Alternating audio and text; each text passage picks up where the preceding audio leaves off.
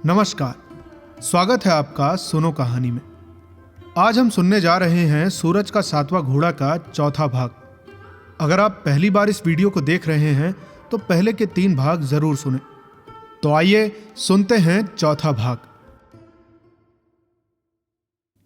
चौथी दोपहर, शीर्षक मालवा की युवरानी देवसेना की कहानी।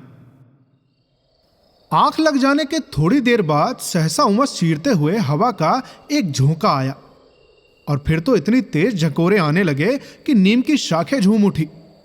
थोड़ी देर में तारों का एक काला पर्दा छा गया। हवाएं अपने साथ बादल ले आई थी। इसी वजह से सुबह हम लोग बहुत देर तक सोए, क्योंकि हवा चल रही थी और धूप का कोई सवाल नहीं था। पता नहीं देर तक सोने का नतीजा हो या बादलों का, क्योंकि कालिदास ने भी कहा है, रम्याणी विक्ष मधुरांश च। पर मेरा मन बहुत उदास सा था और मैं लेटकर कोई किताब पढ़ने लगा, शायद स्कंदगुप्त, जिसमें अंत में नायिका देवसेना राग विहाग में आह वेदना मिली विदाई ये गाती है और घुटने टेक कर विदा मांगती है, इस जीवन के देवता और उस जन्म के प्राप्य क्षमा। और उसके बाद अनंत विरह के साथ पर्दा गिर जाता है। उसको पढ़ने से मेरा मन और भी उदास हो गया और मैंने सोचा कि चलो माणिक मुल्ला के यहां ही चला जाए। जब मैं पहुंचा तो देखा कि माणिक मुल्ला चुपचाप बैठे खिड़की की राह बादलों की ओर देख रहे हैं और कुर्सी से लटकाए हुए दोनों पांव धीरे धीरे हिला रहे हैं। मैं समझ गया कि माणिक मुल्ला के मन में कोई बहुत पुरानी व्यथा जागी है, क्योंकि ये लक्षण उसी बीमारी के होते हैं। ऐसी हालत में साधारणतया माणिक जैसे लोगों की 2 प्रतिक्रियाएं होती हैं। अगर कोई उनसे भावुकता की बात करे तो वे फौरन उसकी खिल्ली उड़ाएंगे, पर जब वो चुप हो जाएगा तो धीरे धीरे खुद ही वैसी बात छेड़ देंगे। यही माणिक ने भी किया। जब मैंने उनसे कहा कि मेरा मन बहुत उदास है तो वो हंसे, और मैंने जब कहा कि कल रात के सपने ने मेरे मन पर बहुत असर डाला है तो वो और भी हंसे और बोले, उस सपने से तो 2 ही बातें मालूम होती हैं। क्या? मैंने पूछा।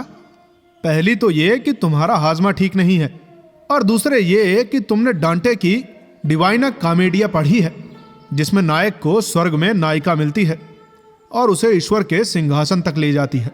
जब मैंने झेप कर यह स्वीकार किया कि दोनों बातें बिल्कुल सच हैं, तो फिर वे चुप हो गए और उसी तरह खिड़की की राह बादलों की ओर देखकर पांव हिलाने लगे। फिर थोड़ी ही देर बाद बोले, पता नहीं तुम लोगों को कैसा लगता है, मुझे तो बादलों को देखकर वैसा लगता है जैसे उस घर को देखकर लगता है जिसमें हमने अपना हंसी खुशी से बचपन बिताया हो और जिसे छोड़कर हम पता नहीं कहां कहां घूमे हों और भूलकर फिर उसी मकान के सामने बरसों बाद आ पहुंचे हों। जब मैंने स्वीकार किया कि मेरे मन में भी यही भावना होती है, तो और भी उत्साह में भरकर बोले, देखो, अगर जिंदगी में फूल ना होते, बादल ना होते, पवित्रता ना होती, प्रकाश ना होता, सिर्फ अंधेरा होता, कीचड़ होता, गंदगी होती, तो कितना अच्छा होता। हम सब उसमें कीड़े की तरह बिलबिलाते और मर जाते। कभी अंतःकरण में किसी तरह की छटपटाहट ना होती। लेकिन बड़ा अभागा होता है वो दिन, जिस दिन हमारी आत्मा पवित्रता की एक झलक पा लेती है, रोशनी का एक कण पा लेती है, क्योंकि उसके बाद सदियों तक अंधेरे में कैद रहने पर भी रोशनी की प्यास उसमें मर नहीं पाती, उसे तड़पाती रहती है। वो अंधेरे से समझौता कर ले, पर उसे चैन कभी नहीं मिलता। मैं उनकी बातों से पूर्णतया सहमत था, पर लिख चाहे थोड़ा बहुत लूं, मुझे उन दिनों अच्छी हिंदी बोलने का इतना अभ्यास नहीं था। अतः उनकी उदासी से सहमति प्रकट करने के लिए मैं चुपचाप मुंह लटकाए बैठा रहा था, बिल्कुल उन्हीं की तरह मुंह लटकाए हुए बादलों की ओर देखता रहा और नीचे पांव झुलाता रहा। माणिक मुल्ला कहते गए, अब यही प्रेम की बात लो। यह सच है कि प्रेम आर्थिक स्थितियों से अनुशासित होता है, लेकिन मैंने जो जोश में कह दिया था कि प्रेम आर्थिक निर्भरता का ही दूसरा नाम है, यह केवल आंशिक सत्य है। इसे कोई अस्वीकार नहीं कर सकता कि प्यार। यहां माणिक मुल्ला रुक गए और मेरी ओर देखकर बोले, क्षमा करना, तुम्हारी अभ्यस्त शैली में कहूं तो इससे कोई इनकार नहीं कर सकता, कि प्यार आत्मा की गहराइयों में सोए हुए सौंदर्य के संगीत को जगा देता है, हम में अजब सी पवित्रता, नैतिक निष्ठा और प्रकाश भर देता है, आदि आदि। लेकिन क्या, मैंने पूछा, लेकिन हम सब परंपराओं, सामाजिक परिस्थितियों, झूठ बंधनों में इस तरह कसे हुए हैं कि उसे सामाजिक स्तर ग्रहण नहीं करा पाते, उसके लिए संघर्ष नहीं कर पाते और बाद में अपनी कायरता और विवशताओं पर सुनहरा पानी फेर कर उसे चमकाने की कोशिश करते रहते हैं। इस रूमानी प्रेम का महत्व है, पर मुसीबत यह है कि वो कच्चे मन का प्यार होता है। उसमें सपने, इंद्रधनुष और फूल तो काफी मिकदार में होते हैं, पर वो साहस और परिपक्वता नहीं होती जो इन सपनों और फूलों को स्वस्थ सामाजिक संबंध में बदल सके। नतीजा यह होता है कि थोड़े दिन बाद ये सब मन से उसी तरह गायब हो जाता है जैसे बादल की छाह। आखिर हम हवा में तो नहीं रहते हैं, और जो भी भावना हमारे सामाजिक जीवन की खाद नहीं बन पाती, जिंदगी उसे झाड़ झंखाड़ की तरह उखाड़ फेंकती है। ओमकार, श्याम और प्रकाश भी तब तक आ गए थे और हम सब लोग मन ही मन इंतजार कर रहे थे कि माणिक मुल्ला कब अपनी कहानी शुरू करे, पर उनकी खोई सी मनस्थिति देखकर हम लोगों की हिम्मत नहीं पड़ रही थी। इतने में माणिक मुल्ला खुद हम लोगों के मन की बात समझ गए और सहसा अपने दिवा स्वप्नों की दुनिया से लौटते हुए फीकी हंसी हंसकर बोले, आज मैं तुम लोगों को एक ऐसी लड़की की कहानी सुनाऊंगा जो ऐसे बादलों के दिन मुझे बार बार याद आ जाती है। अजब थी वो लड़की। इसके बाद माणिक मुल्ला ने जब कहानी प्रारंभ की, तभी मैंने टोका और उनको याद दिलाई कि उनकी कहानी में समय का विस्तार इतना सीमाहीन था कि घटनाओं का क्रम बहुत तेजी से चलता गया और वो विवरण में इतनी तेजी से चले कि व्यक्तिगत मनोविश्लेषण और मनस्थिति निरूपण पर ठीक से ध्यान नहीं दे पाए। माणिक मुल्ला ने पिछली कहानी की इस कमी को स्वीकार किया, लेकिन लगता है अंदर अंदर उन्हें कुछ लगा, क्योंकि उन्होंने चिढ़कर बहुत कड़वे स्वर में कहा, अच्छा, कोई बात नहीं, लो, आज की कहानी का घटनाकाल केवल 24 घंटे में ही सीमित रहेगा। 29 जुलाई सन 1900 यहां से लेकर सायंकाल 6 बजे से 30 जुलाई सायंकाल 6 बजे तक। और उसके बाद उन्होंने कहानी प्रारंभ की। अब कहानी कहने के पहले मुझसे बोले, शैली में तुम्हारी झलक आ जाए तो क्षमा करना। खिड़की पर झूलते हुए जारजट के हवा से भी हल्के पर्दों को चूमते हुए शाम के सूरज की उदास पीली किरणों ने झांककर उस लड़की को देखा जो तकिए में मुंह छिपाए सिसक रही थी। उसकी रूखी अलकें खारे आंसू से धुले गालों को छूकर सिहर उठती थीं। चंपे की कलियों सी उसकी लंबी पतली कलात्मक उंगलियां, सिसकियों से कांप कांप उठने वाला उसका सोनजूही सा तन, उसके गुलाब की सूखी पंखुड़ियों से होठ और कमरे का उदास वातावरण। पता नहीं कौन सा वो दर्द था जिसकी उदास उंगलियां रह रहकर उसके व्यक्तित्व के मृणाल तंतुओं के संगीत को झकझोर रही थी। थोड़ी देर बाद वो उठी। उसकी आंखों के नीचे एक हल्की फालसाई छां थी जो सूज आई थी।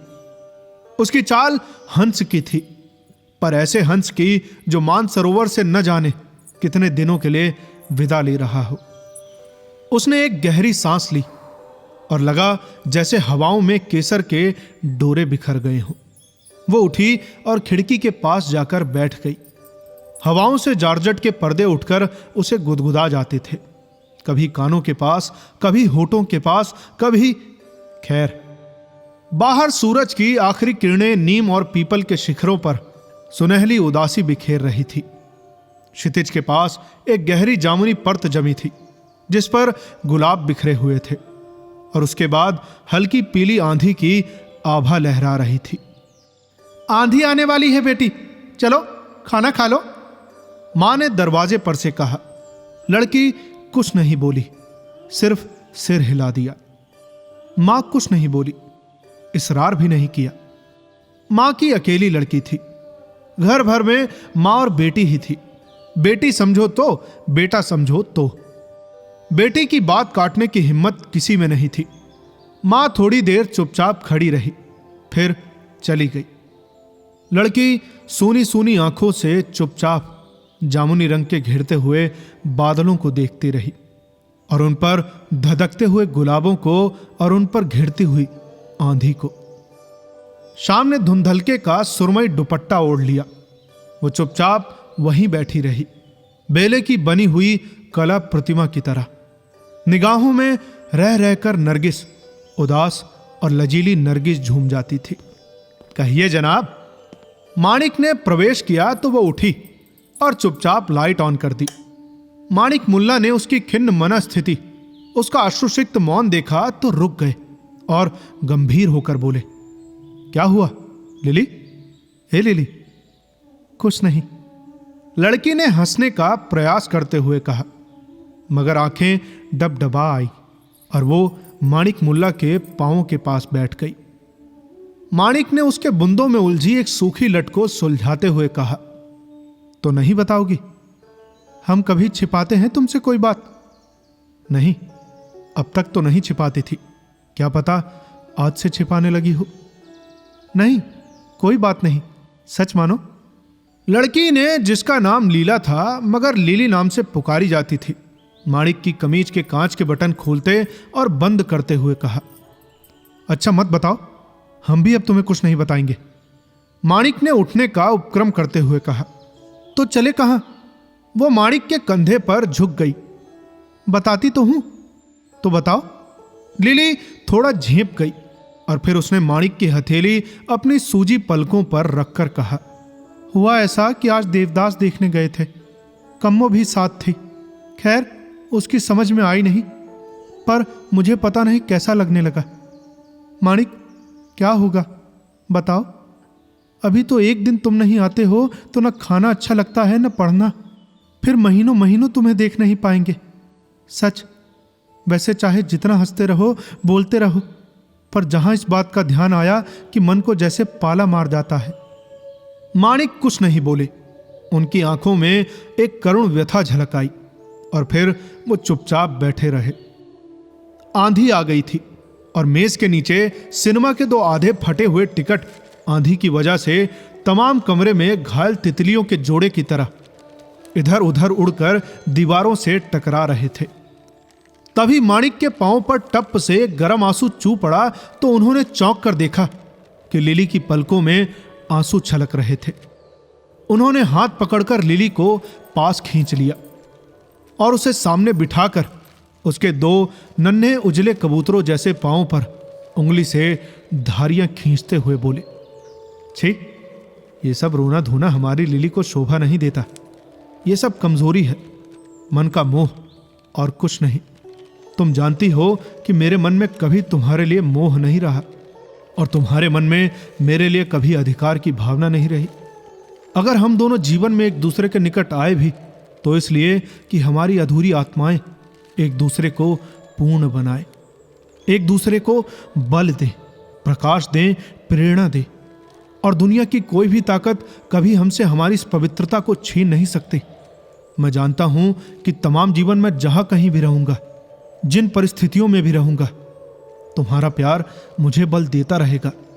फिर तुम में इतनी अस्थिरता क्यों आ रही है? इसका मतलब यह है कि पता नहीं मुझ में कौन सी कमी है कि तुम्हें वो आस्था नहीं दे पा रहा हूं। लिली ने आंसू डूबी निगाहें उठाई और कायरता से माणिक की ओर देखा, जिसका अर्थ था, ऐसा न कहो, मेरे जीवन में, मेरे व्यक्तित्व में जो कुछ है तुम्हारा ही तो दिया हुआ है। पर लिली ने यह शब्दों से नहीं कहा, निगाहों से कह दिया। माणिक ने धीरे से उसी के आंचल से उसके आंसू पोंछ दिए और फिर बोले, जाओ मुंह धोआओ, चलो। माणिक बैठे हुए रेडियो की सुई इस तरह घुमा रहे थे कि कभी झम से दिल्ली बज उठता था और कभी लखनऊ की 2-1 अस्फुट संगीत लहरी सुनाई पड़ जाती थी, कभी नागपुर तो कभी कलकत्ता। अब इलाहाबाद में सौभाग्य से तब तक रेडियो स्टेशन ही नहीं था। लिली चुपचाप बैठी रही, फिर उठकर उसने रेडियो ऑफ कर दिया और आकुल आग्रह भरे स्वर में बोली, माणिक कुछ बात करो, मन बहुत घबरा रहा है। इस पर माणिक हंसे और बोले, अच्छा आओ बात करें, पर हमारी लिली जितनी अच्छी बात कर लेती है उतना मैं थोड़ी कर पाता हूं। लेकिन खैर, जो तुम्हारे कम्मों की समझ में तस्वीर नहीं आई, कम्मो बेचारी बड़ी कुंदजेहन है, लेकिन कोशिश हमेशा यही करती है कि सब काम में टांग अड़ाए। हैं? तुम्हारी जमुना से तो अच्छी ही है। जमुना के जिक्र पर माणिक को हंसी आ गई और फिर आग्रह से, बेहद दुलार और बेहद नशे से लिली की ओर देखते हुए बोले, लिली, तुमने स्कंदगुप्त खत्म कर डाली? हाँ। कैसी लगी? लिली ने सिर हिलाकर बताया कि बहुत अच्छी लगी। माणिक ने धीरे से लिली का हाथ अपने हाथों में ले लिया और उसकी रेखाओं पर अपने कांपते हुए हाथ को रखकर बोले, मैं चाहता हूं कि मेरी लिली उतनी ही पवित्र, उतनी ही सूक्ष्म, उतनी ही दृढ़ बने जितनी देवसेना थी। तो लिली वैसी ही बनोगी ना?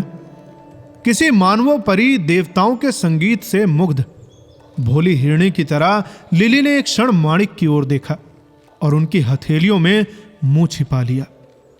वाह, उधर देखो लिली। माणिक ने दोनों हाथों से लिली का मुंह कमल के फूल की तरह उठाते हुए कहा। बाहर गली की बिजली पता नहीं क्यों जल नहीं रही थी, लेकिन रह रहकर बैंगनी रंग की बिजलियां चमक जाती थीं और लंबी पतली गली, दोनों ओर के पक्के मकान, उनके खाली चबूतरे, बंद खिड़कियां, सूने बारजे, उदास छतें, उन बैंगनी बिजलियों में जाने कैसे जादू कैसे रहस्यमय से लग रहे थे। बिजली चमकते ही अंधेरा चीर कर वे खिड़की से दिख पड़ते और फिर सहसा अंधकार में विलीन हो जाते, और उस बीच के एक क्षण में उनकी दीवारों पर तड़पती हुई बिजली की बैंगनी रोशनी लपलपाती रहती। बारजों की कोरों से पानी की धारें गिरती रहती, खंबे और बिजली की तार कांपते रहते और हवाओं में बूंदों की झालरें लहराती रहती। सारा वातावरण जैसे बिजली के एक क्षीण आघात से कांप रहा था, डोल रहा था। तभी एक तेज झोंका आया और खिड़की के पास खड़ी लिली बौछार से भीग गई और भौहों से माथे से बूंदे पोंछते हुए हटी तो माणिक बोले, लिली वहीं खड़ी रहो, खिड़की के पास। हाँ, बिल्कुल ऐसे ही, बूंदे मत पोंछो। और लिली, ये एक लट तुम्हारी जो भीग कर झूल आई है कितनी अच्छी लग रही है। लिली कभी चुपचाप लजाती हुई खिड़की के बाहर, कभी लजाती हुई अंदर माणिक की ओर देखती हुई बौछार में खड़ी रही। जब बिजलियां चमकती तो ऐसा लगता जैसे प्रकाश के झरने में कांपता हुआ नील कमल। पहले माथा भीगा। लिली ने पूछा, हटे? तो माणिक बोले, नहीं। माथे से पानी गर्दन पर आया और बूंदे उसके गले में पड़ी सुनहली मटर माला को चूमती हुई नीचे उतरने लगी। वो सिहर उठी। सर्दी तो नहीं लग रही है? माणिक ने पूछा। एक अजब से अलहड़ आत्मसमर्पण के स्वर में लिली बोली, नहीं, सर्दी नहीं लग रही है। लेकिन तुम बड़े पागल हो। हूं तो नहीं, पर कभी कभी हो जाता हूं। लिली, एक अंग्रेजी की कविता है, a lily girl not made for this world's pain. एक फूल सी लड़की जो इस दुनिया के दुख दर्द के लिए नहीं बनी। ओ लिली, ये कवि तुम्हें जानता था क्या? यहां तक कि तुम्हारा नाम तक लिख दिया है। हमें तो जरूर जानता था। तुम्हें भी ना एक एक नई बात रोज सूझती है। नहीं, देखो ना, यहां तक तो लिखा है, and longing eyes half veil with slumberous tears like bluest waters seen through mists of rain. लालसा भरी निगाहें, उम्मीदें आंसुओं से आच्छादित जैसे पानी की बौछारों में धुंधली दिखने वाली नील झील। सहसा तड़प कर दूर कहीं बिजली गिरी और लिली चौंक कर भागी और बदहवास माणिक के पास आ गिरी। 2 पल तक बिजली की दिल दहला देने वाली आवाज गूंजती रही और लिली सहमी हुई गौरैया की तरह माणिक की बाहों के घेरे में खड़ी रही। फिर उसने आंखें खोली और झुककर माणिक के पांवों पर 2 गर्म होंठ रख दिए। माणिक की आंखों में आंसू आ गए। बाहर बारिश धीमी पड़ गई थी। सिर्फ छज्जों से, खपरेलों से टप टप कर बूंदें चू रही थी। हल्के हल्के बादल अंधेरे में उड़े जा रहे थे।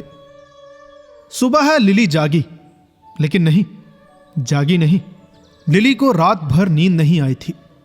उसे पता नहीं कब मां ने खाने के लिए जगाया और उसने कब मना कर दिया। कब और किसने उसे पलंग पर लिटाया। उसे सिर्फ इतना याद है कि रात भर वो पता नहीं किसके पांव पर सिर रखकर रोती रही। तकिया आंसुओं से भीग गया था, आंखें सूज आई थी। कम्मो सुबह ही आ गई थी। आज लिली को जेवर पहनाया जाने वाला था।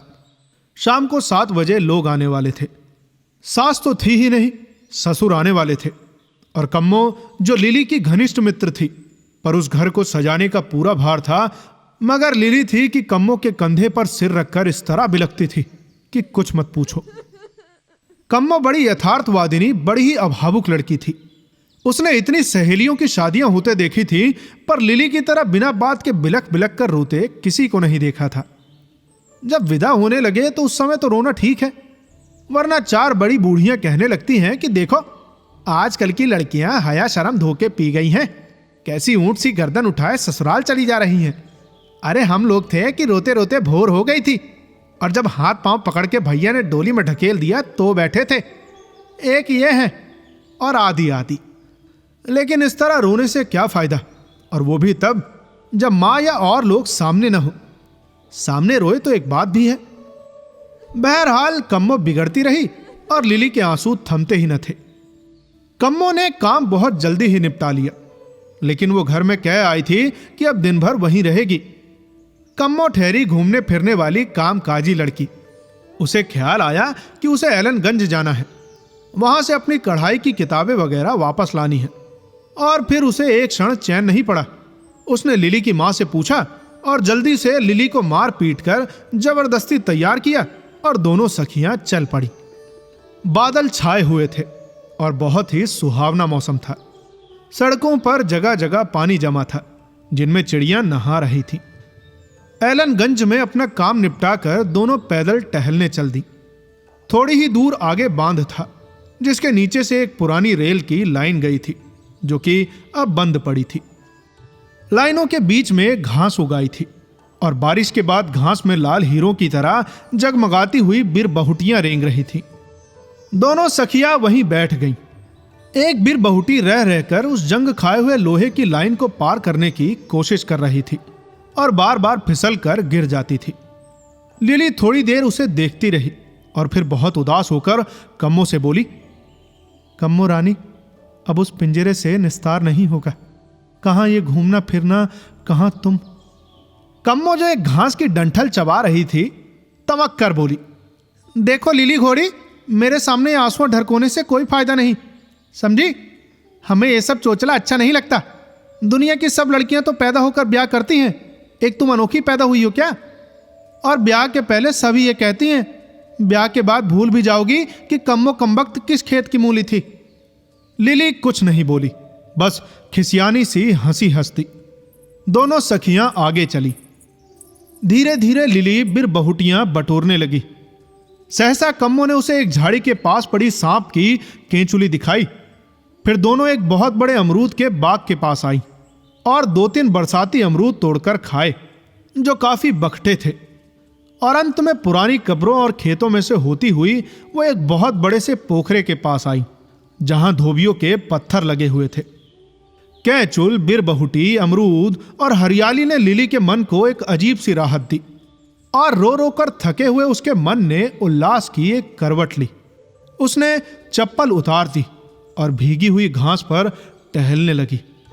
थोड़ी देर में लिली बिल्कुल दूसरी ही लिली थी, हंसी की तरंगों पर धूप की तरह जगमगाने वाली। शाम को 5 बजे जब दोनों घर लौटी तो उनकी खिलखिलाहट से पूरा मोहल्ला हिल उठा और लिली को बहुत कसकर भूख लगाई थी। दिन भर घूमने से लिली को इतनी जोर की भूख लगाई थी कि आते ही उसने मां से नाश्ता मांगा, और जब अपने आप अलमारी से निकालने लगी तो मां ने टोका कि खुद खा जाएगी तो तेरे ससुर क्या खाएंगे। तो इस पर वो हंसकर बोली, अरे उन्हें मैं बचा खुचा अपने हाथ से खिला दूंगी, पहले चख तो लूं, नहीं बदनामी हो बाद में। इतने में मालूम हुआ वे लोग आ गए तो झट से वो नाश्ता छोड़कर अंदर गई। कम्मो ने उसे साड़ी पहनाई, उसे सजाया संवारा, लेकिन उसे भूख इतनी लगी थी कि वो उन लोगों के सामने जाने के पहले फिर वहीं बैठ गई और फिर खाने लगी। यहां तक कि कम्मो ने जबरदस्ती उसके सामने से तस्तरी हटा ली और उसे खींच ले गई। दिन भर खुली हवा में घूमने से और पेट भरकर खाने से सुबह लिली के चेहरे पर जो उदासी छाई थी वो बिल्कुल गायब हो गई थी। और उन लोगों को लड़की बहुत पसंद आई और पिछले दिन शाम को उसके जीवन में जो जलजला शुरू हुआ था वो दूसरे दिन शाम को शांत हो गया। इतना कहकर माणिक मुल्ला बोले, और प्यारे बंधुओं, देखा तुम लोगों ने, खुली हवा में घूमने और सूर्यास्त के पहले खाना खाने से सभी शारीरिक और मानसिक व्याधियां शांत हो जाती हैं। अतः इससे क्या निष्कर्ष निकला? खाओ बदन बनाओ। हम लोगों ने उनके कमरे में टंगे फोटो की ओर देखते हुए एक स्वर में कहा। लेकिन माणिक मुल्ला, ओमकार ने पूछा, यह तो आपने बताया ही नहीं कि लड़की को आप कैसे जानते थे, क्यों जानते थे और कौन थी ये लड़की? अच्छा, अब आप लोग चाहते हैं कि मैं कहानी का घटना काल भी 24 घंटे रखूं और उसमें आपको सारा महाभारत और इंसाइक्लोपीडिया भी सुनाऊं? अरे मैं कैसे जानता था, इससे आपको क्या मतलब? हाँ, ये मैं आपको बता दूं कि ये लीला वही लड़की थी जिसका ब्याह तन्ना से हुआ था और उस दिन शाम को महेश्वर दलाल उसे देखने आने वाले थे। तो ये था सूरज का 7वां घोड़ा का चौथा भाग। अब अगले भाग के लिए आपको इंतजार करना पड़ेगा। जल्द ही मिलते हैं आपसे अगले भाग के साथ। तब तक के लिए सुनते रहिए सुनो कहानी की अन्य कहानियां। धन्यवाद।